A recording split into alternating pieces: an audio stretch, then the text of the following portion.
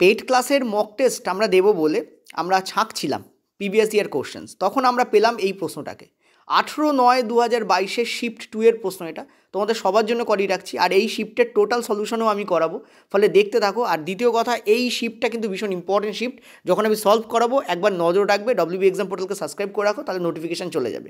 দেখো এই প্রশ্নটা কী প্রশ্ন বলেছে, পরিবহন তন্ত্রের কোন অংশের চিত্র এটি? তোমাদের যে ক্লাস 10-এর লাইফ প্রসেস আছে, জীবনের প্রক্রিয়াসমূহ আছে, তাতে শ্বসন, সালোক সংশ্লেষ, পুষ্টি, সংবহন, রেচন, পুরো চ্যাপ্টারটাকে পড়ে ফেলো, তার মধ্যে কোথাও তুমি এই কোশ্চেন্সটাকে তুমি কিন্তু পাবে না বেসিক্যালি। ঠিক আছে, কোথায় আছে এই প্রশ্নটা? এনসিইআরটি 9-10 থেকে রেল প্রশ্ন করে, 70% প্রশ্ন এনসিইআরটি 9-10 থেকে করে, কিন্তু 30% প্রশ্ন এনসিইআরটির বাইরে এক্সটেনশন ফরম্যাটে রেল করে। এটা যদি বলতেই হয় কোথায় আছে, তাহলে এনসিইআরটি ক্লাস 7-এ তোমাদের এই প্রশ্নটা আছে। এনসিইআরটি ক্লাস 7-এ এই প্রশ্নটা আছে, মানে প্রশ্নটা নেই, তথ্য দেওয়া আছে, কিন্তু এই চিত্রটাও ওখানে মিসিং আছে, চিত্রটা ওখানে নেই।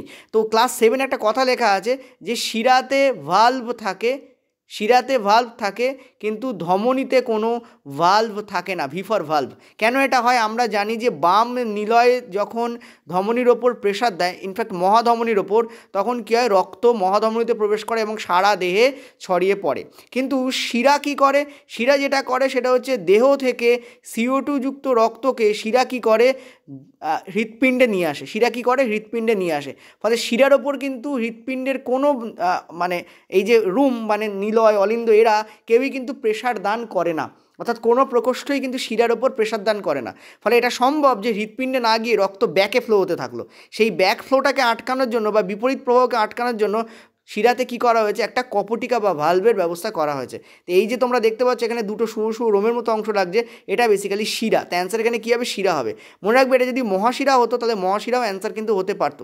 এরকম ধরনের ক্রিটিক্যাল যে প্রশ্নগুলো আছে সেগুলো নিয়ে, যেগুলো চপ ডাউন প্রশ্ন, মানে যেগুলোকে এনসিইআরটিতে সহজে পাওয়া যায় না, আর পাওয়া গেলেও কনসেপচুয়াল প্রশ্ন সলভ করতে প্রবলেম হয়, সেই ধরনের প্রশ্নগুলো নিয়ে আমরা শর্ট সিরিজ স্টার্ট করেছি, শর্ট ভিডিও সিরিজ। দেখতে থাকো, সাবস্ক্রাইব করে রাখো, তাহলে ভিডিও নোটিফিকেশান তোমাদের কাছে পৌঁছে যাবে। পেড কোর্সে জয়েন করার জন্য এই যে নাম্বার আছে, এই নাম্বারে তোমরা চাইলে হোয়াটসঅ্যাপ করতে পারো। টোটাল নিয়ে আমরা কিন্তু পেড কোর্সটাকে করাচ্ছি। Thank you.